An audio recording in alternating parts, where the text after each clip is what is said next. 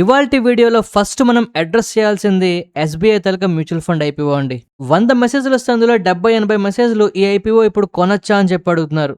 So ఇవాల్టి వీడియోలో top to bottom ప్రతిదీ మనం కవర్ చేద్దామండి. సో దట్ మీరే చెప్తారు ఈ ఐపీఓ కొనొచ్చా కొనకూడదా అనేది. ఫస్ట్ మనం మార్కెట్లో ఉన్న కొన్ని important geopolitical issues, stock updates మాట్లాడుకొని చివరిలో దీని గురించి చెప్పుకుందామండి. మిస్ అవ్వకుండా చూడండి. ఫస్ట్ ఇవాళ నిఫ్టీ 158 పాయింట్లు డౌన్ అయి 24,052 దగ్గర క్లోజ్ అయింది. 2,141 స్టాక్స్ నెగిటివ్ గా ఉంటే కేవలం 834 స్టాక్స్ మాత్రమే మనకి పాజిటివ్ గా ఉన్నాయి. అంటే 1:4 రేషియోలో నెగటివిటీ చాలా ఎక్కువ కనిపిస్తుంది. నా పోర్ట్ఫోలియో అయితే ఇవాళ 1% డౌన్ అయిందండి. మరి ఇవాళ మీ పోర్ట్ఫోలియోలో పెరిగిన స్టాక్స్ ఏవి? ఎస్పెషల్లీ మీ పోర్ట్ఫోలియో ఇవాళ పాజిటివ్ గా ఉందా, నెగిటివ్ గా ఉందా ఒకసారి ఖచ్చితంగా కామెంట్ సెక్షన్ లో చెప్పండి. సో ఇవాళ మార్కెట్ లో ఈ విధమైన సెల్లింగ్ ప్రెషర్ రావడానికి ప్రధాన కారణం ఏంటి అనేది మనం తెలుసుకోవాలి. ఒక్కసారిగా ఇరాన్ కి యుఎస్ కి మధ్యలో జరుగుతున్న కాన్ఫ్లిక్ట్ మళ్ళీ సీరియస్ అవ్వబోతోందా అనిపిస్తుంది పరిస్థితి. యుఎస్ వాళ్ళు మూడోసారి కన్సిక్యూటివ్ గా స్ట్రైక్స్ అయితే ఇరాన్ టార్గెట్స్ మీద చేశారండి. అండ్ ఈసారి ట్రంప్ గారు అమెరికాలో కాంగ్రెస్ కి అయితే క్లియర్ గా మెన్షన్ చేశారు, అఫీషియల్ గా మేము అటాక్స్ రెజ్యూమ్ చేసాము అని చెప్పి. అండ్ అంతేకాదండి, నెక్స్ట్ నేషన్ ని అడ్రస్ చేస్తాను అంటూ ఒక పెద్ద అనౌన్స్మెంట్ కూడా చేశారండి. అది ఇవాళే మనకు జరగచ్చు, మేబీ ఇవాళ రాత్రికి ఉండొచ్చు. దీంట్లో పాలసీ అనౌన్స్మెంట్స్ మళ్ళీ మార్చుతారేమో. ఇక్కడ మనం అడగాల్సిన పెద్ద ప్రశ్న ఏంటి అంటే, కాంగ్రెస్ సడన్ గా ఎందుకు ఇన్వాల్వ్ అవుతోంది అనేది మనకు తెలియాలి. మనందరికీ తెలుసు, ట్రంప్ కి ఎంత పవర్ ఉన్నా కూడా అమెరికాలో ఒక చట్టం అయితే ఉందండి. కాంగ్రెస్ వాళ్ళకి క్లియర్ గా ఇనిషియేట్ చేయాలట ఏం హాస్టిలిటీస్ మీరు చేస్తున్నారనేది. యుఎస్ తాలూకా ఇంట్రెస్ట్ని, నేషనల్ షిప్పింగ్ ని కాపాడడానికి మేము అటాకులు చేస్తున్నాము అంటూ ట్రంప్ ఆయన తాలూకా అటాక్స్ ని సమర్థించుకుంటున్నారండి. అయితే ఇప్పటికే ప్రపంచవ్యాప్తంగా అందరి దగ్గర కూడా వ్యతిరేకత అయితే కనిపిస్తుంది అటాక్స్ మీద. సో జియోపాలిటికల్ గా పెద్ద అన్సర్టెనిటీ మనకి చాలా క్లియర్ గా పెరుగుతోంది అని అర్థం చేసుకోవచ్చు. అయితే ఇప్పుడు అందరూ అడిగే పెద్ద ప్రశ్న ఏంటి అంటే, ఇది ఏమైనా వార్ కింద, లేదు అంటే ప్రొలాంగ్డ్ వార్ కింద కన్వర్ట్ అయిపోతుందా అని చెప్పి అనుకుంటున్నారండి. మిలిటరీ స్ట్రైక్స్ ఎక్స్పాండ్ అవుతున్నాయి. ఇరాన్ కంటిన్యూస్ గా రిటాలియేటరీ యాక్షన్స్ తీసుకుంటోంది. డిప్లొమాటిక్ ఛానల్స్ అయితే ఓపెన్ గా ఉన్నాయి, కానీ ఏం జరుగుతుందో, ఆ మీటింగ్ లో ఏమవుతుందో, ట్రంప్ ఫర్దర్ గా ఏం చెప్తారో తెలీదు. ఒక మాట అయితే చెప్తున్నారు, డిప్లొమాటిక్ గా మేమైతే మాట్లాడడానికి రెడీగా ఉన్నామని. కానీ అక్కడ ఎన్ని మాటలు మాట్లాడుతున్నారు, ఎన్నిసార్లు ఇలా యుద్ధాలు చేస్తున్నారు. సో ఈ విధంగా మిలిటరీ ఆపరేషన్స్ కంటిన్యూ అయిపోతుంటే వరల్డ్ లో ఇంపార్టెంట్ ఆయిల్ రూట్స్ మీద కూడా అప్పుడే మనకి చాలా చాలా పెద్ద పెద్ద విషయాలు బయటకు వస్తున్నాయండి. అసలు ప్రపంచమంతా కూడా ఇరాన్ ఈ స్ట్రైట్ ఆఫ్ హార్మూజ్ ని కంట్రోల్ చేస్తామంటేనే ఒప్పుకోవట్లేదు. అసలు మీరెవర్రా నాయనా ఈ సీవేస్ ని గ్లోబల్ గా ఉన్న వాటిని మాట్లాడడానికి అని. అలాంటిది ఇప్పుడు ట్రంప్ ఏం చేస్తున్నారు తెలుసా అండి? ట్రంప్ కూడా అనౌన్స్ చేస్తున్నాడు, స్ట్రైట్ ఆఫ్ హార్మూజ్ ని మేము గార్డియన్స్ గా ఉంటాము, మేము కావాలంటే మిమ్మల్ని కాపాడుతాము అని చెప్పి. అండ్ ఇక్కడ ఆశ్చర్యకర విషయం ఏంటంటే, ప్రపంచం అంతా కూడా నాలుగు ఖర్చుకుంటోంది. ట్రంప్ కూడా 20% ఎక్స్ట్రాగా ఛార్జ్ చేస్తారట, ఇరాన్ ఛార్జ్ చేస్తున్న దానికన్నా. ఈ స్ట్రైట్ ఆఫ్ హార్మూజ్ లో అందరూ కనుక వాళ్ళకి డబ్బులు కడితే వాళ్ళు కాపాడతారట. యుఎస్ మిలిటరీ వాళ్ళకి సెక్యూరిటీ ప్రొవైడ్ చేస్తుందట. So commercial shipping should be pay for the service అంటూ ఈయన పిచ్చితొక్కుల కామెంట్స్ చేస్తున్నారండి. నిన్నటి వరకు ఇలాగ చేయకూడదు, టోల్ పెట్టకూడదు అంటూ అమెరికా కదా వాదించింది. ప్రపంచమంతా కూడా అదే క్వశ్చన్ చేస్తుంది కదా ఇరాన్ని. ఇప్పుడు ట్రంప్ ఈ విధంగా మాట్లాడడం, పరిస్థితులు మరింత అల్లకల్లోలంగా ఉన్నాయండి. సో ఇక్కడ క్లియర్ గా ఈ యుద్ధం కూడా స్ట్రైట్ ఆఫ్ హార్మూజ్ ని ఎవరు కంట్రోల్లోకి తీసుకుంటారు, ఎవరు కంట్రోల్లో ఉంచుకుంటారు అనే దానికోసమే ఫర్దర్ గా జరుగుతుందేమో అనిపిస్తుంది. ఎవరేం చేస్తారో తెలియదు కానీ shipping companies, oil traders, insurers, governments, international ప్రపంచవ్యాప్తంగా మార్కెట్లు అన్ని ఇబ్బంది పడుతున్నాయి ఈ విషయం వల్ల. ఇక్కడ ప్రాబ్లం ఏమైపోతుంది అంటే, ఇప్పుడు ఈ షిప్పింగ్ ఫియర్స్ ఏవైతే ఉన్నాయో స్ట్రైట్ ఆఫ్ హార్మూజ్ లో, పక్క మైన్స్ అని, మరో పక్క ఈ విధంగా టోల్ చార్జెస్ అని, ఇవి ఇంతకు ముందు ట్రంప్ ప్రకటించిన టారిఫ్ల కన్నా ఘోరంగా మారిపోయే పరిస్థితులు కనిపిస్తున్నాయండి. ఎందుకంటే వీటిలోంచి వెళ్లాలంటే ఓ పక్క అమెరికాకి 20% ఇరాన్ చేస్తున్న కన్నా ఎక్కువ పే చేయాలట, మరో పక్క ఇరాన్ వాటిని సాఫీగా వెళ్ళనిస్తుందో లేదో తెలీదు. ఈలోపు ఇన్సూరెన్స్ ప్రైసులు పెరిగిపోతాయి, మిలిటరీ రిస్క్ పెరిగిపోతుంది. అమెరికా ఓ రూట్ చూపిస్తే కాదు ఇరాన్ ఈ రూట్ లో వెళ్ళాలని చెప్తోంది. అంటే కాస్ట్లు పెరిగిపోతున్నాయండి. అంటే దీనివల్ల ఫర్దర్ గా ఆయిల్ ప్రైసెస్ స్టెబిలిటీగా ఉండవు. ఇంకా ఆయిల్ ప్రైసెస్ గ్యారెంటీగా పెరుగుతాయి, ఇంపోర్ట్ కాస్ట్లు దేశాలకు పెరిగిపోతాయి. దీనివల్ల ఇన్ఫ్లేషన్ పెరుగుతుందండి, కన్స్యూమర్ ప్రైసెస్ గ్లోబల్ గా పెరిగిపోవచ్చు. మరి ఈ విధంగా గ్లోబల్ గా ఉన్న పరిస్థితులు సతమతం అయిపోతూ ఉంటే ప్రపంచమంతా కూడా ఇంక ఇలాగే ఇబ్బంది పడాలా అని చెప్పి మనం క్వశ్చన్ చేస్తే దుబాయ్ వాళ్ళతో కదా ఆన్సర్ ఉందండి. న్యూ పోర్ట్ ని అవుట్ సైడ్ ఆఫ్ హార్మూజ్ ని వీళ్ళు ప్లాన్ చేస్తున్నారు. దుబాయ్ వాళ్ళు క్లియర్ గా మాకు బ్యాకప్ కావాలి అనేలాగా ప్రవర్తిస్తున్నారండి. ఎంటైర్ గా ఈ స్ట్రైట్ ఆఫ్ హార్మూజ్ మీద డిపెండ్ అవ్వకుండా యుఏఈ వాళ్ళు ఏం చేస్తున్నారు అంటే, ఒక లాజిస్టిక్ నెట్వర్క్ ని స్టార్ట్ చేస్తున్నారు, ఒక జియోపొలిటికల్ ఇన్ఫ్రాస్ట్రక్చర్ ని ప్లాన్ చేస్తున్నారండి వీళ్ళు. ఇక్కడ ప్రధాన సమస్య ఏంటి అంటే, యుద్ధం కాదండి, మళ్ళీ చెప్తున్నా, యుద్ధం కాదు. వీళ్ళు అటాక్ చేసుకున్న ప్రాబ్లం లేదు, కానీ ఆయిల్ రూట్స్ మాత్రం క్లియర్ గా ఉండాలి. ఎప్పుడు పడితే అప్పుడు వీళ్ళు స్ట్రైక్ చేయడము, లేదు అంటే హర్ముజ్‌లో టెన్షన్స్ పెంచేసేయడము, లేదు అంటే బ్లాకెడ్ ఫియర్స్ ఎక్కువైపోవడము, ఇవన్నీ ఏంటంటే ఈ క్రూడ్ ప్రైసెస్ ఎలివేటెడ్‌గా ఉండిపోతున్నాయండి. ట్రాన్స్‌పోర్ట్ కాస్ట్‌లు పెరిగిపోతాయి, ఇన్‌ఫ్లేషన్ ప్రెషర్స్ పెరిగిపోతాయి, ఫ్యూయల్ ఇంటెన్సివ్ ఇండస్ట్రీస్ అన్నీ కూడా ఇబ్బంది పడిపోతాయి. ఒకవేళ ఈ విధంగా ప్రైసెస్ ఇలాగే పెరిగిపోతే ఆయిల్‌కి బాగా ఇబ్బంది పడేవేంటో తెలుసా అండి? ఎయిర్‌లైన్స్, టైర్స్, పెయింట్స్, ఓఎంసీస్ ఇవన్నీ కూడా సఫర్ అవుతాయి. నాకు తెలిసి మీరు ఇవాళ చూస్తే స్టాక్స్ అన్నీ కింద పడే ఉంటాయి. ఎగ్జాంపుల్స్ చెప్పాలంటే IndiGo, Apollo Tyres, CEAT, IOC, HPCL, BPCL ఇవన్నీ కూడా. సో, ఇప్పుడు కంప్లీట్‌గా ఆయిల్ ప్రైసెస్ మీద పరిస్థితులు డిపెండ్ అవుతున్నాయండి. మార్కెట్ అయితే వీక్‌గా కనిపిస్తుంది. ఎస్పెషల్లీ ఇవాళ ప్రైస్ యాక్షన్ చూస్తే. నిన్న పెరిగింది, ఇవాళ మొత్తం పడుకుంది. కానీ ఇంత జరుగుతున్నా కూడా ఒక సెక్టార్ మాత్రం క్లియర్‌గా ఔట్ పర్ఫార్మ్ చేస్తోందండి. ఇప్పుడు హెల్త్ కేర్ సెక్టార్ అనేది మార్కెట్‌లో మార్కెట్‌లో ఒక సేఫ్ హెవెన్ కింద మారుతోంది మనకి. ఇన్వెస్టర్లందరూ కూడా డిఫెన్సివ్ సెక్టార్ కింద ఈ ఆయిల్ సెన్సిటివ్ బిజినెస్‌లన్నీ డిక్లైన్ అయిపోతున్నాయి కనుక ఖచ్చితంగా హెల్త్ కేర్‌ని సెలెక్ట్ చేసుకుంటున్నారు. డబ్బులన్నీ కూడా రొటేట్ అయిపోతున్నాయండి. సో, ఇవాల్టి వీడియోలో మీరు ఏదైనా ఒక మంచి ఇంపార్టెంట్ పాయింట్ తెలుసుకుందాం అనుకుంటే అది ఖచ్చితంగా హెల్త్ కేర్ సెక్టార్ గురించి ఒకసారి స్టడీ చేయండి. స్టాక్స్ ఇప్పటికే కాస్త బాగానే పెరగడం స్టార్ట్ అయ్యాయి, పెరుగుతున్నాయి. బట్ స్టిల్ ఇంకా వాటికి పాసిబిలిటీ కనిపిస్తుందండి. సో, హెల్త్ కేర్ సెక్టార్‌కి సంబంధించి కొన్ని స్టాక్స్ గురించి మాట్లాడదామండి. బట్ అంతకన్నా ముందు మార్కెట్‌లో ఉండే మోస్ట్ ఇంపార్టెంట్ స్టాక్ అప్డేట్స్ గురించి మాట్లాడదామండి. ఇవన్నీ కూడా మీకు ఖచ్చితంగా తెలియాల్సిన విషయాలు. ఏది కూడా మిస్ అవ్వద్దండి. చాలా మంచి అవకాశాలు మనకి ఇవ్వబోతున్నాయి ఇవన్నీ కూడా. సో, ఇవాళ మనం ఫస్ట్ మాట్లాడుకుంటున్న స్టాక్ ఏది అంటే సాత్విక్ గ్రీన్ ఎనర్జీ అండి. మోతీలాల్ ఓస్వాల్ వాళ్ళు దీని మీద ఇనిషియేట్ అయితే చేస్తున్నారండి. కవరేజ్‌ని బై రేటింగ్ ఇస్తున్నారు. మ్యానుఫ్యాక్చరింగ్ ఎక్స్పాన్షన్ స్టోరీ కింద దీనికి చాలా ఇంపార్టెన్స్ ఇస్తున్నారు. సోలార్ కెపాసిటీ ఇంక్రీజింగ్ అనేది చాలా ర్యాపిడ్‌గా ఉందని వీళ్ళైతే కామెంట్ చేస్తున్నారండి. సో, ఇప్పుడు మోతీలాల్ ఓస్వాల్ వాళ్ళు ఈ సాత్విక్ గ్రీన్ ఎనర్జీ గురించి కవరేజ్ చేయడం ఏంటంటే కమింగ్ డేస్ లో దీంట్లో ఖచ్చితంగా కొంత బజ్ అయితే మనకి క్రియేట్ అవుతుంది. నెక్స్ట్ మనం పీసీ జ్యువెలరీస్ గురించి మాట్లాడుకోవాలండి. ₹10 దగ్గరలో ఉందని, ₹10 కన్నా తక్కువలో ట్రేడ్ అవుతుందని చాలా మంది ఇంట్లో పెట్టుబడులు పెట్టేస్తున్నారండి. అయితే రీసెంట్‌గా ఫండమెంటల్స్ నెమ్మదిగా ఇంప్రూవ్ అవుతున్నట్టు కనిపిస్తున్నాయి. టర్న్ అరౌండ్ వస్తుంది అని చెప్పి పెద్ద వాళ్ళు బెట్టింగ్ చేసేస్తున్నారు. అండ్ కంపెనీ దగ్గర నుంచి రీసెంట్‌గా వచ్చిన one of the biggest announcement ఏంటి అంటే డెట్ ఫ్రీ కింద మారిపోతాము అని చెప్తున్నారండి. అండ్ ఇప్పుడు ఫండ్ రైజింగ్ కూడా అనౌన్స్‌మెంట్ చేస్తున్నారు. ఈ ఫండ్ రైజింగ్ కూడా ఫర్దర్ ఎక్స్పాన్షన్ కోసం స్ట్రాటజిక్ ఇనిషియేటివ్స్ తీసుకోవడం కోసం వాడతామని చెప్తున్నారండి. ఈ న్యూస్ ఇవాళ మనకు బజ్ అయితే క్రియేట్ చేయలేదు మార్కెట్‌లో. బట్ ఖచ్చితంగా చాలా జాగ్రత్తగా ఫాలో అప్ చేయాలండి దీన్ని. నెక్స్ట్ మనం నువాకో విస్టాస్ కంపెనీ గురించి మాట్లాడుకోవాలండి. ఫస్ట్ ఈ కంపెనీలో హైయెస్ట్ ఎవర్ వాల్యూమ్స్ అయితే ఇవాళ నమోదయ్యాయండి. స్టాక్ ప్రైస్ కూడా ఇవాళ 8% దగ్గరగా పెరిగి క్లోజ్ అయింది. కెపాసిటీ ఎక్స్పాన్షన్ కంటిన్యూస్ గా చేయబోతున్నారండి వీళ్ళు. Q1 తలక ప్రాఫిట్ కూడా అరౌండ్ 20% వరకు పెరగడం జరిగింది. ఫర్దర్ గా గుజరాత్ లో ఉన్న గ్రైండింగ్ యూనిట్ ఒకటి వీళ్ళ తలక గ్రోత్ కి చాలా స్ట్రెంగ్త్ అయితే ఇవ్వబోతుందండి. అయితే డైలీ చాట్ లో కంపెనీ తలక పర్ఫార్మెన్స్ చూస్తే బేస్ అయితే ఫామ్ చేస్తుందండి. హైయెస్ట్ ఎవర్ వాల్యూమ్స్ ఇప్పుడు నమోదయ్యాయి కనుక ఫర్దర్ గా వచ్చే బ్రేక్అవుట్ కోసం మనం వెయిట్ చేయాలి. ప్రైస్ యాక్షన్ మనం ఇక్కడ క్లియర్ గా ఫాలో అప్ చేయాలండి.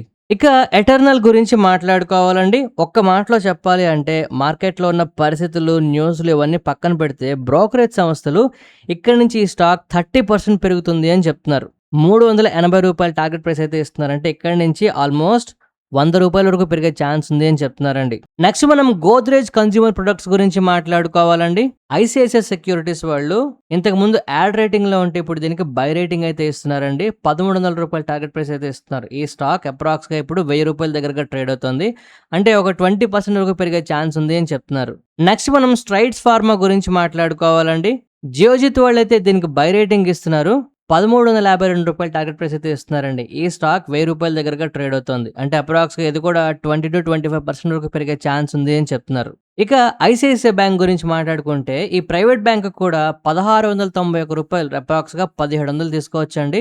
అంటే ₹300 పెరిగి అప్రాక్స్ గా 20% అప్సైడ్ పొటెన్షియల్ ఉంది అని చెప్పి బ్రోకరేజ్ సంస్థలు మాట్లాడుతున్నారండి. సో ఇప్పుడు ఈ బ్రోకరేజ్ సంస్థలు చెప్తున్న ఈ స్టాక్స్ లో మీకు అట్రాక్టివ్ గా ఏది కనిపిస్తుంది, ఏది సేఫ్ గా కనిపిస్తుంది ఒకసారి కామెంట్ సెక్షన్ లో చెప్పండి. సో ఇప్పుడు మనం బయోకాన్ గురించి మాట్లాడుకోవాలండి. ఇవాళ చాలా మంచి వాల్యూమ్ తో పెరగడం కూడా జరుగుతుంది.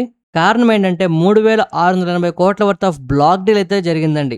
మైలన్ వాళ్ళు ఇందులో వాటాలు అయితే అమ్ముతున్నారు. చాలా రోజులుగా ఈ మైలన్ వాళ్ళు ఇందులో స్టాక్ అమ్ముతారు అని చెప్పి చాలా మంది వెయిట్ చేస్తున్నారండి. సో ఇప్పుడు ఏంటి అంటే ఇంతవరకు ఈ మైలన్ ఇష్యూ వల్ల ఏదైతే సెల్లింగ్ ప్రెషర్ కనిపించిందో ఇదంతా కూడా ఫర్దర్ గా మీదట తగ్గుతుందండి. అంటే ప్రైస్ లో స్టెబిలిటీ మనకి మెయిన్ ఇంపార్టెంట్ గా కనిపిస్తుంది. సెల్లింగ్ ప్రెషర్ తగ్గింది అంటే అర్థం ఏంటండి, ఖచ్చితంగా పర్ఫార్మెన్స్ వైజ్ స్టాక్ కనుక ఏమాత్రం ఇంప్రూవ్ అయినా ప్రైస్ కూడా అమాంతం పెరగడానికి అవకాశం ఉంటుంది. ఖచ్చితంగా ఈ బయోకాన్ ని ఫాలో అప్ చేయండి. ఇక మీలో ఎవరైనా ఈ స్టాక్‌ని ఫాలో అప్ చేస్తున్నారో లేదో ఒకసారి చెప్పండి. పార్క్ మెడివరల్డ్ అని ఈ కంపెనీ తాలూకా గ్రాఫ్ చూస్తే కళ్ళు తిరుగుతాయండి. అసలు ఆగకుండా కంటిన్యూయస్‌గా పెరుగుతుంది. రీసెంట్‌గా బేస్ కూడా ఫార్మ్ చేస్తుంది ఆల్ టైమ్ హైస్ దగ్గరలో. అండ్ చాలా మంది బ్రోకరేజ్ సంస్థలు కూడా దీని మీద అట్రాక్టివ్‌గా మాట్లాడుతున్నారండి.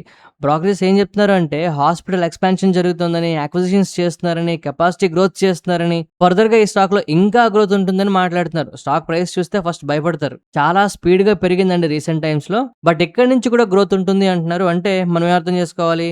కంపెనీ తాలూకా రిజల్ట్స్, ప్రైస్ యాక్షను మనం ఖచ్చితంగా ఫాలో అప్ చేస్తే షార్ట్ టర్మ్‌లో ఆపర్చునిటీస్ వస్తాయండి. ఒకసారి ఫాలో అప్ చేయండి. ఇక నెక్స్ట్ మనం హెచ్‌సీఎల్ టెక్నాలజీస్ గురించి మాట్లాడుకోవాలండి. మంచి రిజల్ట్సే ప్రకటించింది.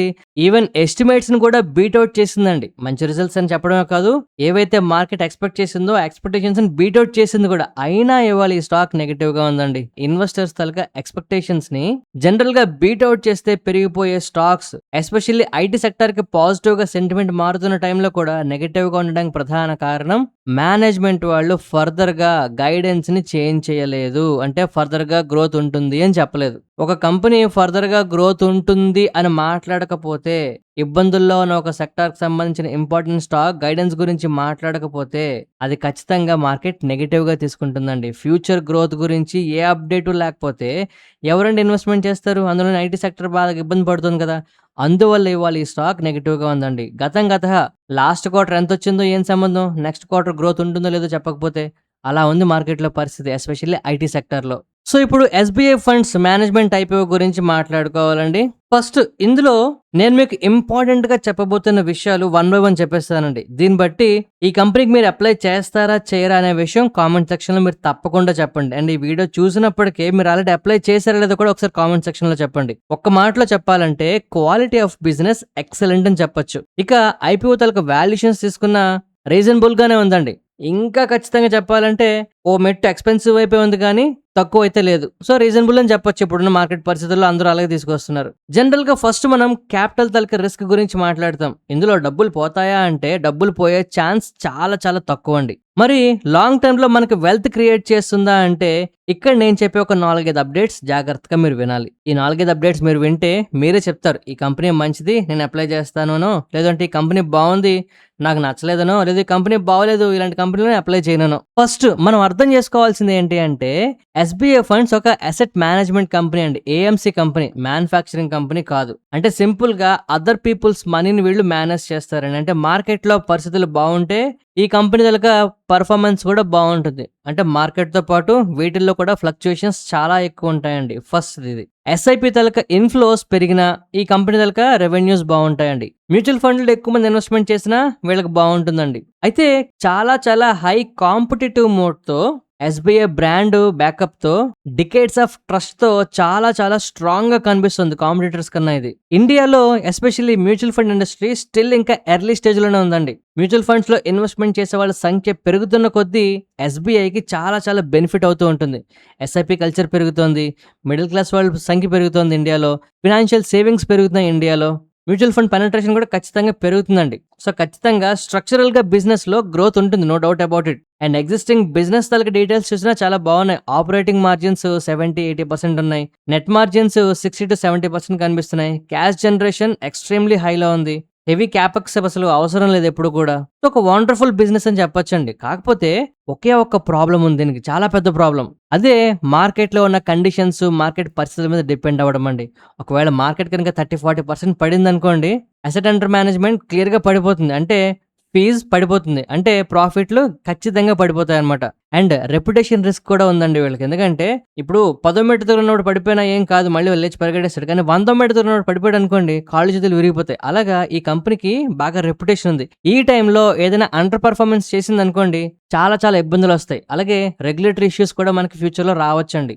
సెబీ వాళ్ళు ఫర్ ఎగ్జాంపుల్ ఎగ్జిట్ లోడ్‌ని తగ్గించేయండి, లేదు అంటే ఎక్స్‌పెన్స్ రేషియోస్‌ని తగ్గించండి, లేదంటే తక్కువలో పెట్టండి అంటే ఈ ఒక్క స్టాకే కాదు ఎంటైర్ ఇండస్ట్రీ మొత్తం దెబ్బైపోతుంది. సో, ఇలాగా కొన్ని జెన్యూన్ లాంగ్ టర్మ్ రిస్క్‌లయితే కనిపిస్తున్నాయండి. ఇవన్నీ కూడా పాలిసీ డ్రివెన్ అంటారు. ఎప్పుడు మారుతాయో మనం చెప్పలేము. బట్ ఖచ్చితంగా మార్కెట్‌లో పరిస్థితిని బట్టి మారుతూ ఉంటాయన్నమాట. సో వీటిని మనం ఫాలో అప్ చేయాలి ఒకవేళ మీరు ఇన్వెస్ట్‌మెంట్ చేస్తే. సో ఇందాక నేను చెప్పినట్టు బ్రాండ్ తాలూకా నెట్‌వర్కు, బ్రాండ్ తాలూకా క్రెడిబిలిటీ, మార్కెట్‌లో వీళ్ళ సైజ్ ఇవన్నీ చూసి ఎగ్జిస్టింగ్ ఏఎంసీ కంపెనీస్‌తో కంపేర్ చేస్తే వాల్యుయేషన్స్ పరంగా కూడా పర్వాలేదనిపిస్తుంది. అబ్బో! ఫుల్ ఎక్స్‌పెన్సివ్ అని చెప్పడానికి లేదు. అబ్బా!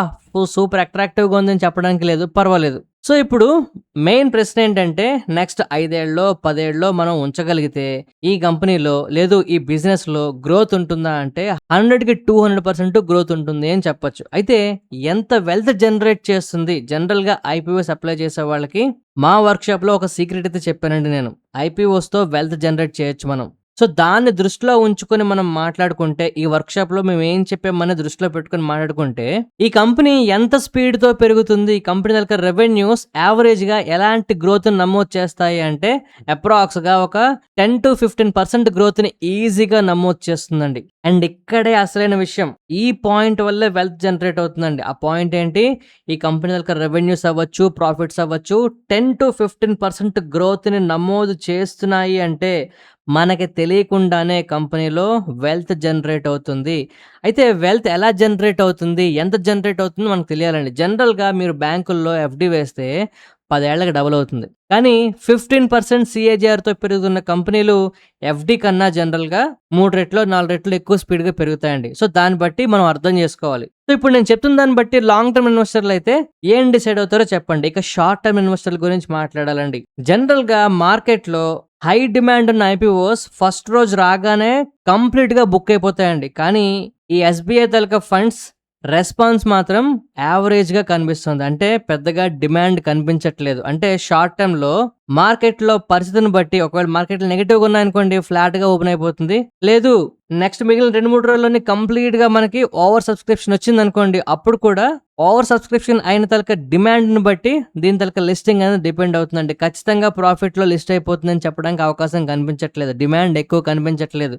నేనైతే ఫస్ట్ రోజే కంప్లీట్‌గా ఫుల్ అయిపోతుంది అనుకున్నానండి. కానీ కంప్లీట్ అవ్వలేదు ఇది. అంటే డిమాండ్ కాస్త తక్కువే ఉంది.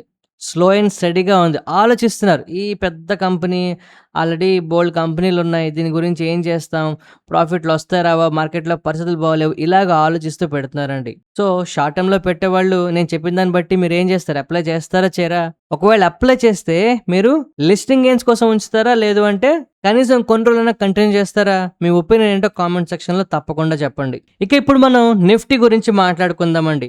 నిఫ్టీ గురించి మాట్లాడే ముందు ఒక ఇంపార్టెంట్ అప్డేట్ చెప్పాలండి. అదేంటి అంటే నెక్స్ట్ మనకి కొన్ని కంపెనీస్ తాలూకా రిజల్ట్స్ అయితే రాబోతున్నాయి. Especially AI companies. టీఎస్ఎంసీకి సంబంధించి హైయెస్ట్ ఎవర్ రికార్డ్ క్వార్టర్లీ ప్రాఫిట్లు వీళ్ళు నమోదు చేస్తారు అని చెప్పి మార్కెట్‌లో ఎక్స్‌పెక్టేషన్స్ పెరుగుతున్నాయి. ఒక సెమీ కండక్టర్ చిప్ కంపెనీ అండి. తైవాన్‌కి సంబంధించింది ఇది. ఏఐ డిమాండ్ చాలా ఎక్స్‌ట్రీమ్‌లీ స్ట్రాంగ్‌గా కనిపిస్తుంది. అందువల్ల ఏంటి అంటే ఫర్దర్‌గా ఈ కంపెనీ తాలూకా ప్రాఫిట్లు ఎంత బాగా వస్తాయి? ఫ్యూచర్‌లో ఇంకెంత బాగా పెరుగుతాయి? కంపెనీ వాళ్ళు ఫర్దర్‌గా క్యాపెక్స్ చేస్తారా? మేనేజ్మెంట్ వాళ్ళు ఏం చెప్తారు? ఇలాంటిది ప్రపంచం మొత్తం ఫాలో అప్ చేస్తుందండి. ఈ టీఎస్ఎంసీ కంపెనీకి సంబంధించి వస్తున్న రిజల్ట్స్‌ని కళ్ళల్లో ఒత్తులేసుకొని అందరూ గమనిస్తారు. మనం కూడా ఫాలో అప్ చేయాలి తప్పదు. ఇక నిఫ్టీ గురించి మాట్లాడితే మన మార్కెట్‌లో పరిస్థితి ఏంటి అంటే నిన్న పెరిగింది, ఇవాళ పడింది. అంటే నిన్న పెరిగిందంటే ఇన్ ద సెన్స్ రికవరీ చూసాము. ఇవాళ మళ్ళీ కొంత ప్రాఫిట్ బుకింగ్ అయితే మనం చూసామండి.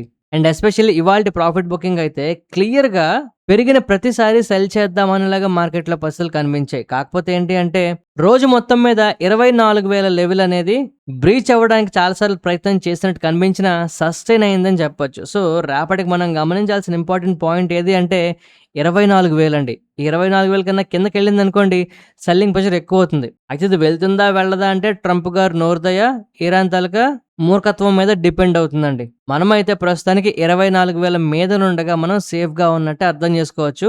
బట్ 24,000 కిందన సెల్లింగ్ ప్రెషర్ ఎక్కువవుతుందండి. ఎందుకంటే ఇవి మన కంట్రోల్‌లో లేని విషయాలు. ఈ క్రూడ్ ఆయిల్ ప్రైసెస్ పెరిగిపోతే అనవసరంగా ప్రపంచం మొత్తం ఇబ్బంది పడుతుంది. మన ఇండియాకే కాదండి. సో అందువల్ల ఏంటంటే పరిస్థితులు చక్కమణగాలని ఆశిద్దాం.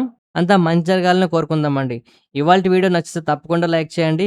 మీ ఫ్రెండ్స్ అండ్ కొలీగ్స్ అందరికి షేర్ చేసి మన వీడియోస్‌తో మరింత ముందుకు చేరువయ్యేలాగా హెల్ప్ చేయండి. ఈ హెల్ప్ చేస్తారని ఆశిస్తూ మరొక మంచి వీడియోతో కలుద్దామండి. ధన్యవాదాలు.